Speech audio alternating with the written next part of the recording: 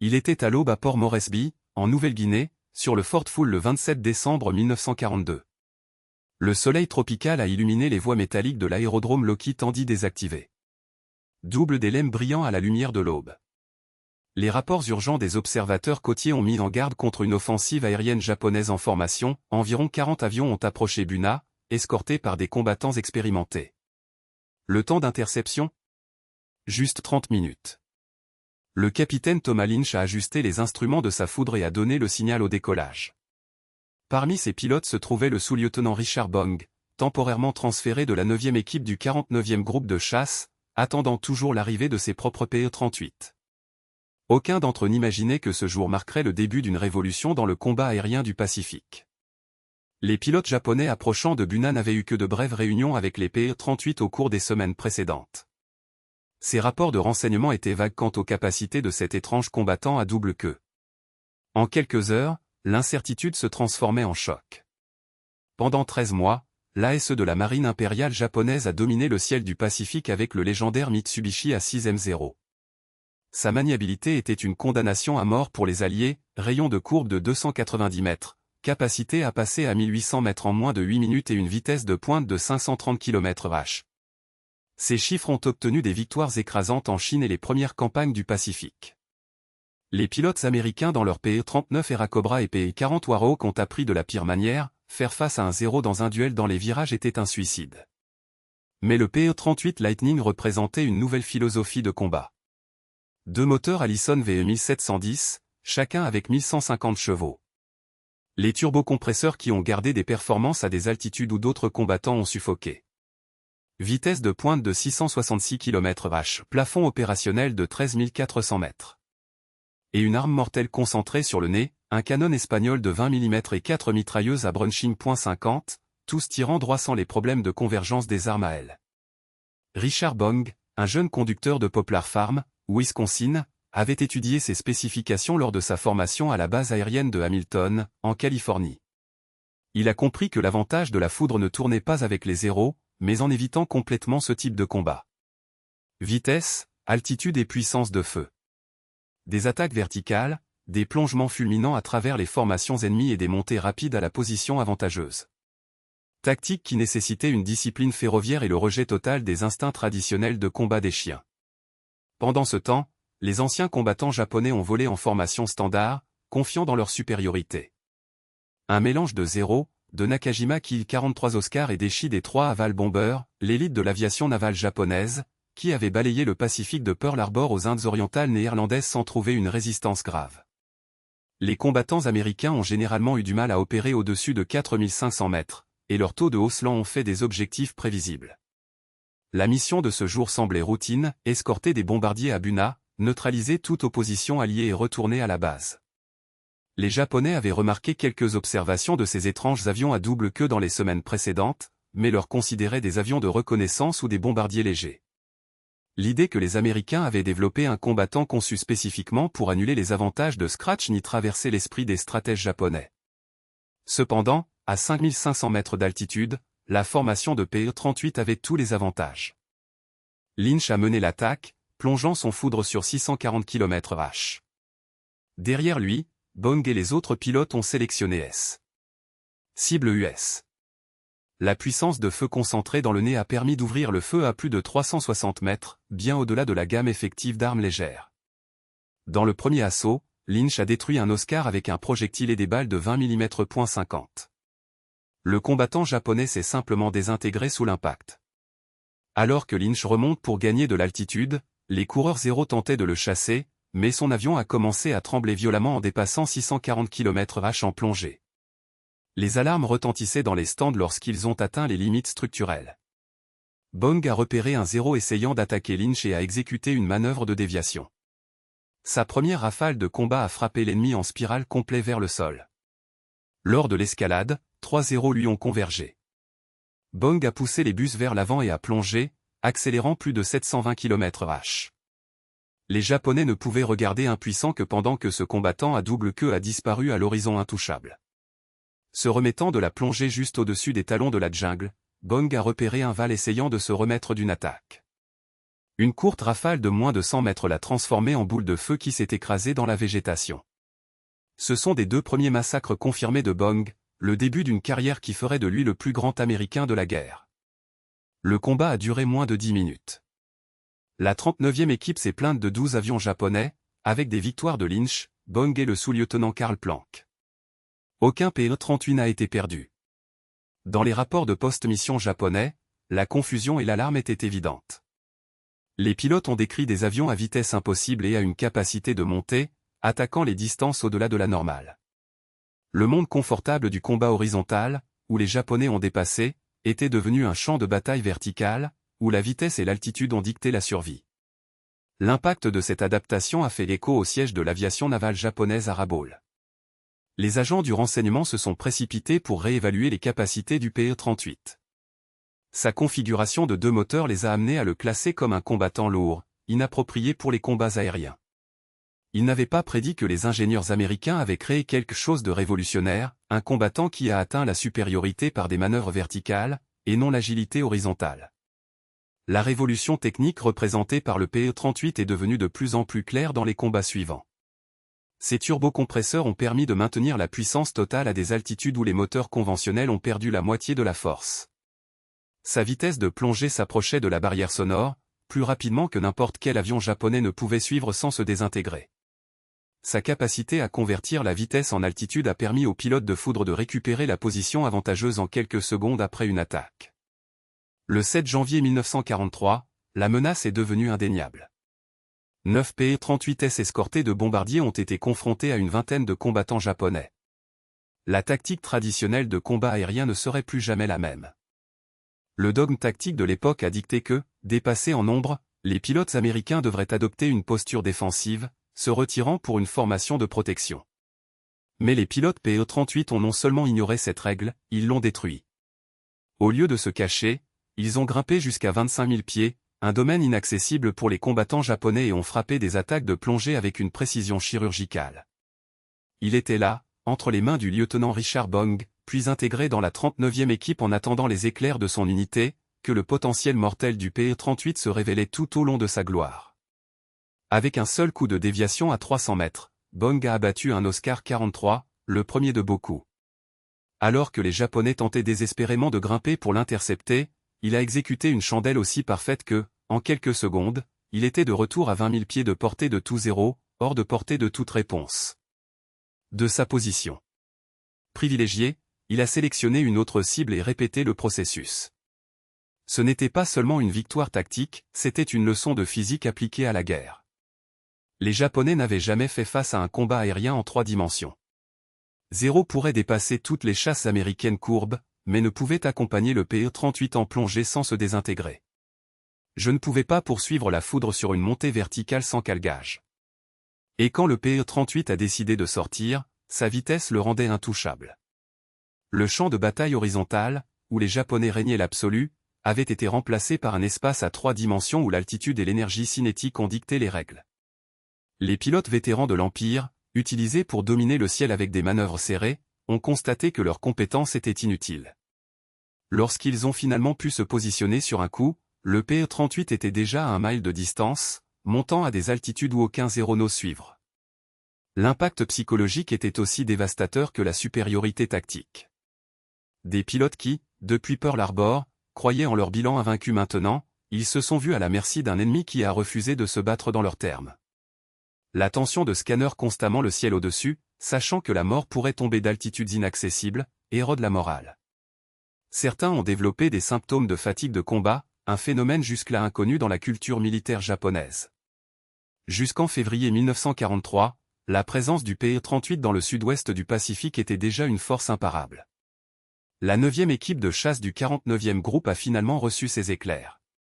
Le 80e escadron, précédemment équipé de PE-39, a commencé la transition vers le PE-38. Et en Australie, le 475 TH Team Group, une unité de foudre entièrement dédiée, était en cours de formation. Chaque nouvelle équipe qui a été amenée à apporter des leçons apprises avec des pilotes comme Lynch et Bong, améliorant les tactiques qui ont exploré autant que possible les avantages du PE-38. Les programmes de formation, maintenant sous le commandement des anciens combattants, avait un commandement absolu, l'altitude et la vie en toute sécurité. La vitesse et la survie. Les pilotes ont appris à résister à l'instinct des courbes avec l'ennemi. Au lieu de cela, ils ont gardé la vitesse de pointe et ont utilisé des manœuvres verticales pour dicter le rythme du combat. Le yo-yo à grande vitesse a permis de convertir l'excès d'énergie en altitude tout en inversant la direction. Le rouleau offensif a maintenu les mitrailleuses pointées sur la cible sans sacrifier l'élan. Les tentatives japonaises de contrecarrer étaient vaines. Même le Kawasaki Ki-61 Tony, conçu pour intercepter les bombardiers américains à haute altitude, ne pouvait pas correspondre aux performances du Pe-38 sur 20 000 pieds. Le Nakajima Ki-44 Shoki, bien que plus rapide jusqu'à 0, était encore inférieur à la foudre de vitesse et de plafond opérationnel. Les rapports de renseignement japonais ont révélé un désespoir croissant. Les pilotes ont reçu des ordres express pour éviter le combat avec les Pe-38, sauf s'ils avaient une supériorité numérique écrasante et une position avantageuse. Malgré cela, l'engagement de plus de 15 000 pieds a été découragé, l'altitude ou la supériorité de la foudre est devenue absolue. Certaines unités ont tenté d'attirer les Pe-38 dans des duels à basse altitude, mais les coureurs américains disciplinés ont refusé de tomber dans le piège. La différence industrielle a encore aggravé le désavantage japonais. À l'usine Lockheed à Burbank, en Californie, la chaîne de production Pe-38 a atteint des niveaux d'efficacité impressionnants, 10 éclairons par jour ont laissé les installations jusqu'en mars 1943. Chaque avion a nécessité environ 37 000 heures d'hommes, mais la capacité industrielle américaine a rendu cet investissement durable. Pendant ce temps, la production japonaise, asphyxiée par la rareté des matières premières et des attentats alliés, pouvait à peine remplacer les pertes. Et la disparité dans la formation était épouvantable. Les coureurs américains Pe-38 sont arrivés aux opérations théâtre avec plus de 300 heures de vol, dont 50 heures. Essiciés dans la foudre. Ils avaient dominé les tactiques verticales, le tir cible et la formation de vol avant même de faire face à l'ennemi. Les substituts japonais se précipitaient sur des programmes de formation réduits, à peine accumulés 100 heures de vol, dont les personnes n'avaient jamais dépassé 20 000 pieds avant de tomber sur un Pe-38 au combat. La bataille de la mer de Bismarck en mars 1943 a été le moment où le Pe-38 a prouvé sa valeur stratégique. Lightning a fourni une couverture supérieure aux bombardiers alliés qui ont attaqué un grand train japonais. Lorsque les héros ont grimpé pour intercepter, les Pe-38 ont effectué des manœuvres verticales parfaites, massacrant plusieurs combattants ennemis tout en neutralisant toute défense efficace. Le résultat ?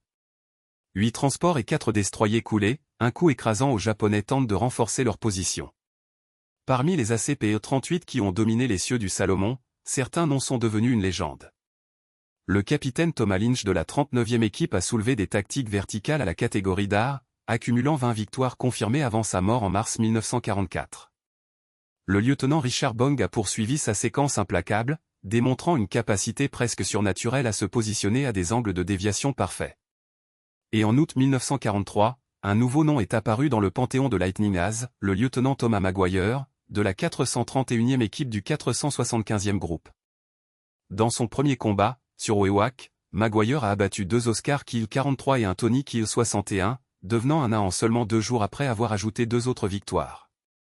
Sa philosophie de combat, l'agression verticale et la précision mortelle, l'ont amené à écrire le manuel tactique de combat dans la région du sud-ouest du Pacifique, qui est devenu une lecture obligatoire dans la 5e force aérienne. Parmi ces innovations, il y avait le rouleau de Maggit, un rouleau de baril à grande vitesse qui a maintenu la position offensive, et le inversion verticale, en utilisant la capacité d'escalade du Pe-38 pour inverser les positions avec un ennemi de persécution. Mais l'impact du Pe-38 était au-delà des batailles individuelles. Sa gamme de plus de 1000 miles avec des réservoirs externes a permis aux planificateurs alliés d'atteindre les bases japonaises précédemment considérées comme intouchables. Les combattants pouvaient atteindre Rabaul de la Nouvelle-Guinée, établissant une supériorité aérienne avant même l'arrivée des bombardiers.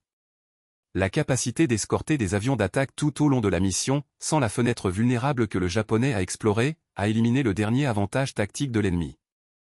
Le 18 avril 1943, le Pe-38 a prouvé qu'il n'était pas seulement une machine de guerre supérieure, c'était un instrument de justice stratégique. Lorsque les décodeurs américains ont intercepté la voie d'inspection de l'amiral Isoroku Yamamoto, architecte de l'attaque de Pearl Harbor, l'opportunité était indéniable. Mais la mission a nécessité l'impossible, un vol de 435 000 au-dessus de l'océan, une navigation aveugle sans point de référence et un timing chirurgical pour intercepter les bombardements admiraux à la seconde exacte où ils ont traversé le point calculé. Aucune chasse alliée, outre la foudre, ne pouvait effectuer un tel exploit. Le major John Mitchell de la 339 TH Fighter Squad a mené 16 PE-38 dans la mission d'interception la plus longue de la guerre. En volant près des vagues pour échapper au radar, en silence radio absolu, les pilotes ne faisaient confiance que des calculs de navigation estimés pendant plus de 2 heures. Lorsque l'horloge a marqué 9h34, le plan s'est matérialisé avec une précision mortelle, les 2 avions Yamamoto Mitsubishi G4 MEB sont apparus à l'horizon, escortés par 6 combattants. Sans hésitation, le capitaine Thomas Lanfier Jr. et le lieutenant Rex Barbé ont plongé dans une attaque coordonnée, tandis que la couverture supérieure a engagé les escortes. La rafale concentrée de Barbé était suffisante, Bombardiro de l'amiral a chuté dans la jungle, emportant avec lui le cerveau stratégique de la marine japonaise. L'impact psychologique était dévastateur. Si les Américains pouvaient atteindre et éliminer une cible aussi précieuse des centaines de kilomètres de là, avec une telle précision, donc personne n'était en sécurité. Le mythe de l'invincibilité japonaise, déjà secoué à Midway et Guadalcanal, s'est définitivement dirigé. La réponse de l'ennemi a été une reconnaissance tactique de la défaite, les pilotes japonais ont reçu l'ordre d'attaquer les PE-38 uniquement avec un avantage d'altitude, une supériorité numérique de 3-1 et un effet surprise et pourtant ils devraient éliminer au premier signe de défaillance. C'est l'antithèse de la doctrine agressive qui avait dominé le Pacifique en 1941. L'introduction de nouveaux combattants, tels que Kawasaki Ki-84 Frank ou Mitsubishi J2M Raiden, n'a pas changé d'équilibre, la première foudre égalisée à une vitesse uniquement à moyennes altitudes, la deuxième autonomie et la maniabilité sacrifiées en échange de performances à haute altitude. Aucun d'eux n'est arrivé suffisamment pour défier l'hégémonie aérienne nous. Jusqu'en novembre 1943, la transformation était irréversible. Les opérations de jour japonaises diurnes avaient pratiquement cessé. Les navires de guerre ne se sont déplacés que sous la couverture de l'obscurité. Les voies d'approvisionnement des bases avancées dépendaient des sous-marins et des destroyers dans les courses de nuit désespérées. La même force aérienne navale qui avait balayé le Pacifique en 1941 à 1942 s'est maintenant cachée dans des opérations défensives furtives, réduites à une ombre d'elle-même. Les chiffres ont raconté l'histoire brutale de ce tour. Depuis que le PE-38 a commencé à fonctionner à une échelle, les unités japonaises de Salomon et de la Nouvelle-Guinée ont subi une faible catastrophique. Le 251 Saint Air Group, qui a commencé 1943 avec 80 pilotes, a terminé l'année avec seulement 10 survivants du conseil d'administration d'origine. Le 204e groupe a perdu 70% de ses pilotes en 6 mois. Le 582 ND Group a été retiré de l'avant après avoir perdu 80% de son avion en 4 mois de combat contre des escouades équipées de lumière. Les pertes américaines, bien que réelles, ont été récupérables, le PE-38 a souvent atteint des proportions 5-1 en abattage, et les pilotes renversés ont été sauvés par des services de recherche et de sauvetage, revenant au combat. Déjà les Japonais, lorsqu'ils sont tombés dans la mer, ont coulé avec leur dysfonctionnement, et même des avions d'Anable, que les Américains ont réparés et retournés en service, ont été abandonnés faute de pièces. La disparité industrielle a approfondi l'abîme. En décembre 1943, Lockheed avait déjà livré plus de 2000 PE-38 aux salles opérationnelles, avec une production mensuelle de plus de 400 unités. Le Japon, en revanche, pouvait à peine fabriquer 500 combattants de toutes sortes par mois, et beaucoup d'entre eux ont été retenus pour défendre les îles principales. Les mathématiques de guerre de friction étaient devenues une peine sans appel. Mais le vrai bassin versant était comme les pilotes. Les Américains qui sont arrivés devant 1943 sont venus de programmes de formation stricts, tactique verticale, vol d'instruments, navigation à long terme et même simulation contre les avions japonais capturés, qui ont révélé chaque faiblesse de l'ennemi. Les substituts japonais, précipitant dans des cours réduits de 6 mois, contre les 2 originaux, sont arrivés au combat sans expérience réelle et aucune préparation pour affronter le PE-38. Les lettres interceptées de pilotes japonais capturés après les batailles insulaires ont révélé un effondrement moral, double tel shadow au plongeant du soleil, transfert des demandes à des unités terrestres pour éviter la confrontation avec les éclairs. D'un autre côté, les pilotes américains ont volé avec une confiance qui a abordé l'indommabilité. Le PE-38 leur a donné toutes les cartes, vitesse pour choisir le moment de l'attaque, l'altitude pour maîtriser l'espace aérien, la puissance de feu à détruire avec précision et autonomie pour poursuivre l'ennemi jusqu'à son dernier refuge. Cet avantage psychologique était aussi décisif que la supériorité technique. Les pilotes suront volé plus agressivement, ont supposé les risques calculés et ont recueilli des résultats plus élevés. Personne n'a mieux incarné cette époque que Richard Bong. Jusqu'à AB. Aeriel de 1944, il avait dépassé le record d'Eddie Rickenbacker dans la Première Guerre mondiale avec 26 victoires en PE-38. Sa technique était mortelle dans son efficacité, elle a grimpé à 30 000 pieds, outre la portée de toute chasse japonaise, a sélectionné sa proie calmement et attaqué avec des rafales courtes et précises. Moins de 100 tirs par massacre, un taux d'objectif presque surhumain. Quand il a terminé la guerre avec 40 victoires confirmées, son héritage n'était pas seulement personnel, c'était la preuve systématique que la foudre avait réécrit les règles du combat aérien. Parmi ses victimes, il y avait un vétéran japonais, impuissant contre la combinaison de la performance PE-38 et de la combinaison tactique. Dans un seul engagement de Hollandia, Bong a renversé 3 combattants en moins de 5 minutes en utilisant des manœuvres verticales qui ont laissé les adversaires sans réponse. Thomas McGuire a encore fait la doctrine. Son manuel de tactique de combat est devenu une référence dans tout le Pacifique, des escouades d'enseignement pour explorer la coordination entre les paires PE-38 dans des ciseaux verticaux, un piège mortel qui a emprisonné les combattants japonais entre plusieurs angles d'attaque. Ces 38 victoires, accumulées entre août 1943 et janvier 1945, ont démontré que l'efficacité mortelle de la foudre ne dépendait pas des génies individuels, mais d'un système perfectionné. Et le PE-38 lui-même a continué d'évoluer. La variante G introduite. La variante G a introduit des turbocompresseurs perfectionnés qui gardaient la pleine puissance au-dessus de 30 000 pieds, une altitude où les moteurs japonais sont déjà étouffés.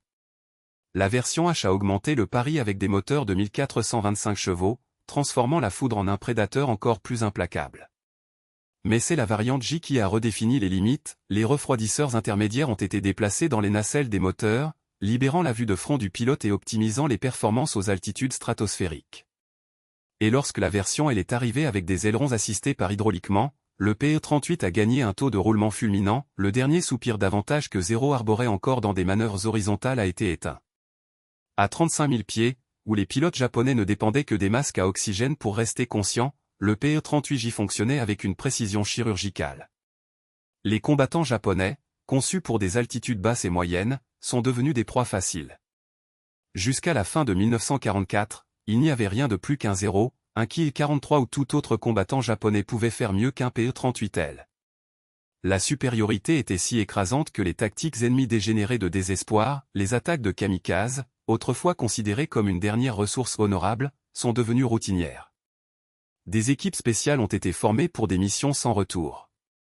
Certains pilotes ont essayé de faire glisser des éclairages vers des nuages denses, où la visibilité nulle pourrait annuler, brièvement, l'avantage technologique américain.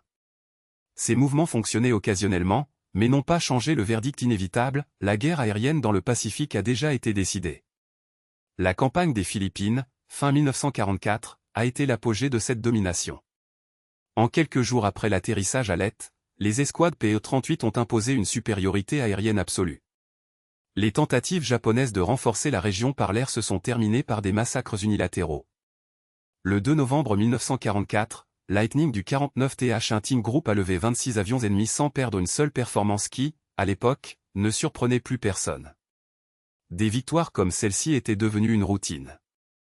Mais l'impact du PE-38 était au-delà du combat pur aérien. En tant qu'escorte de bombardement, il a permis aux libérateurs du BE-24 d'atteindre des cibles dans le sud-ouest du Pacifique sans crainte d'intercepteurs. Les combattants japonais, incapables d'atteindre l'altitude des bombardiers lorsque des éclairs étaient présents, ont été réduits à des attaques inoffensives au bord des formations. Les bases d'air, les dépôts de carburant et les centres logistiques ont été systématiquement dévastés, réduisant la capacité japonaise à maintenir. Entrait toute résistance organisée. Et puis il y avait la Lightning F5, la variante de reconnaissance qui a cartographié chaque secret japonais dans le Pacifique. En volant vers des altitudes inaccessibles, avec des caméras à la place des mitrailleuses, ces opposés ont enregistré chaque installation, chaque piste, chaque concentration de troupes avec une précision qui a rendu les aveugles japonais et impuissants. Leur vitesse et leur plafond opérationnel les ont rendus presque immunisés contre l'interception, tandis que les informations qu'ils ont collectées ont guidé les bombardiers directement vers le cœur de l'ennemi. Jusqu'au début de 1945, l'aviation japonaise dans le sud-ouest du Pacifique avait cessé d'exister en tant que force de combat. Les quelques cavaliers vétérans restants avaient été retirés pour défendre les îles principales, car des substituts d'avions mal formés et obsolètes ont été sacrifiés dans des actions défensives futiles. Le PE-38 avait non seulement atteint la supériorité de l'air, il y avait eu une suprématie absolue. Les chiffres parlent d'eux-mêmes, entre décembre 1942 et janvier 1945, les unités PE-38 du sud-ouest du Pacifique ont confirmé la destruction de plus de 1500 avions japonais au combat. Pertes américaines pour l'action ennemie? Moins de 200. Une proportion de l'abattage 7-1, quelque chose de sans précédent dans l'histoire de la guerre aérienne. Mais en plus des statistiques, l'héritage de la foudre était transformateur. Il a prouvé que la supériorité technologique, lorsqu'elle est employée avec une intelligence tactique, pouvait surmonter les inconvénients numériques et même l'expérience de l'ennemi. Il a montré que le contrôle de l'engagement, altitude, vitesse, surprise, était plus décisif que les manœuvres acrobatiques. Et cela a démontré que l'industrie, la formation et la logistique étaient aussi cruciales que le courage et les compétences. Ceux qui ont volé contre lui ne l'ont jamais oublié. Les pilotes américains l'ont décrit comme polyvalent, fiable et extrêmement supérieur. Les Japonais l'appelaient le « démon de deux queues », le combattant qui a mis fin à son époque de dominion, impossible à poursuivre ou à s'échapper. La mécanique a salué leur robustesse, malgré la complexité des systèmes. Son impact a transcendé la Seconde Guerre mondiale, le concept de manœuvre verticale est devenu fondamental à l'ère des jets, et l'accent mis sur l'altitude et la vitesse sur les projets de sabre F-86 en forme de capacité de courbe aux combattants de 5e génération. L'équipe de Lockheed, dirigée par Clarence Kelly Johnson, n'avait pas seulement créé un avion victorieux, avait révolutionné la guerre aérienne. Sa configuration unique, née de la nécessité d'héberger 2 moteurs et turbocompresseurs, a entraîné des capacités que les monomoteurs ne pouvaient pas correspondre, des armes concentrées sur le nez sans convergence, la redondance des moteurs de sécurité dans les missions à long terme et un profil aérodynamique qui a contesté les lois de la physique à l'époque. Les coureurs qui l'ont dominé ont écrit son nom dans l'histoire. Richard Bong, avec 40 victoires, est devenu la de l'américain. Thomas Maguire, avec 38 abattoirs et innovations tactiques, a influencé les doctrines de chasse pendant des décennies. Des dizaines d'autres ASSPE-38 ont prouvé qu'avec un équipement et une formation appropriée, les pilotes américains pourraient dominer n'importe quel ciel. D'un autre côté, les coureurs japonais qui ont fait face à la foudre ont combattu avec le courage qui a bordé le tragique. Dans des avions obsolètes, contre une supériorité technologique écrasante, ils ont persisté longtemps après la disparition de l'espoir de la victoire. Leur rapport, plein de respect pour l'adversaire, offre une perspective inestimable sur la façon dont la guerre aérienne est passée d'un duel de compétences à une confrontation du système. Aujourd'hui, son héritage résonne encore dans les livres du paradis et de l'histoire. Les PE-38 sont des restes et des combattants japonais se trouvent sur les îles du Pacifique, de la Nouvelle-Guinée aux Philippines, chaque détruire, un témoin change les jeunes qui ont volé, combattu et sont tombés dans une guerre qui a redéfini le monde. Les musées préservent des spécimens restaurés, et lors des spectacles aériens, le rugissement de leurs moteurs secoue toujours le sol, tandis que les vétérans rappellent les missions épiques. S et amis perdus. Mais son plus grand héritage n'est pas dans des métaux ou des statistiques tordues, mais dans les leçons qui ont façonné la guerre moderne. L'altitude et la vitesse restent les piliers du combat aérien. La supériorité technologique doit être combinée avec des tactiques brillantes et une formation rigoureuse. L'intelligence, la technologie et les opérations, comme le montre dans la mission qui a abattu Yamamoto, remènent les talons or pour les attaques de précision. Lorsque le mythe de Scratch, un symbole d'une aviation japonaise qui a commencé la guerre comme le plus redouté au monde, s'est effondré sous l'impact des éclairs, il était clair qu'une époque était terminée. Le ciel qui appartenait autrefois à Mitsubishi à 6e était maintenant un domaine du PE-38. Et cette transformation, de décembre 1942 à 1945, n'était pas seulement décisive, elle était irréversible. L'aura d'invincibilité qui impliquait aucun pilote ne s'est effondrée non pas par hasard, mais pour la combinaison incessante d'ingéniosité et de formation américaine qui ont transformé les pilotes en chasseurs précis. L'héritage PE-38 Lightning, cependant, va bien au-delà d'une simple séquence de victoires. Il a incarné la réponse énergique de la démocratie industrielle au dogme de l'autoritarisme militaire. C'était la preuve vivante que l'innovation surmonte la tradition, que la technologie domine l'expérience accumulée et que la supériorité systémique écrase même la capacité individuelle plus nette. Ce double combattant de fuselage, initialement sous-estimé par les Japonais comme un « monstre maladroit », a toujours réécrit les lois du combat aérien. Les îles Salomon, où Lightning a fait ses débuts dévastateurs, est devenu le creuset où la guerre de l'ère moderne est née. Chaque jet supersonique qui a coupé le ciel plus tard, chaque missile tiré au-delà de la plage visuelle, chaque état de l'attaque chirurgicale basée sur l'intelligence rapporte les leçons apprises dans ces duels féroces sur les eaux tropicales. Le PE-38 n'a pas seulement gagné une campagne, il a réinventé l'essence même de la bataille aérienne. Pour les pilotes japonais survivants, la mémoire de la foudre est restée une cicatrice ouverte. Des décennies plus tard, dans les témoignages d'après-guerre, les vétérans ont décrit amèrement le sentiment d'impuissance lorsqu'ils voient ces silhouettes jumelles plonger des altitudes inaccessibles. Ils ont compté sur la frustration de calculer des prises de vue de déviation parfaites, juste pour voir les balles manquer la cible, car la foudre était tout simplement trop rapide pour anticiper. Ils se souvenaient des camarades et des mentors tombant un par un, abattus par un ennemi qui avait redéfini les règles du jeu sans avertissement. Les Américains ont déjà gardé d'autres souvenirs. Ils ont parlé de la confiance inébranlable qui a fini par commander les meilleurs avions du Pacifique. Du plaisir tactique d'effectuer des attaques de plongée avec une précision chirurgicale, tout en maintenant le contrôle absolu de l'engagement. De sécurité selon laquelle seul un combattant jumeau peut offrir les vastes océans et l'avantage stratégique de toujours maîtriser l'altitude. Le PE-38 ne s'est pas lié à la défaite de l'aviation japonaise, it a révolutionné le concept même de la supériorité aérienne. Entre décembre 1942 et la fin de la guerre, dans le ciel du Salomon, l'avenir du combat aérien a été sculpté en flamme et en métal. Cet avenir appartenait aux combattants plus agiles ou aux pilotes le plus qualifiés, mais à la nation capable de forger une technologie supérieure, de former des pilotes mortels et de soutenir des campagnes prolongées avec une efficacité incessante. À la fin du conflit, la foudre avait rempli sa mission, elle a surpris, démoralisé et finalement anéanti la puissance aérienne japonaise dans le Pacifique. Ce combattant à double fuselage, qui est devenu un cauchemar pour les pilotes ennemis, a systématiquement éliminé sa capacité à contester le contrôle des cieux. En garantissant une suprématie aérienne américaine, le PE-38 a accéléré le résultat de la guerre du Pacifique. Mais votre véritable héritage va plus loin. La révolution qui a commencé dans ces combats désespérés résonne encore dans les doctrines aériennes modernes, une volonté qui dure à jeu. Novice américain et courage des hommes qui ont piloté la foudre à l'histoire.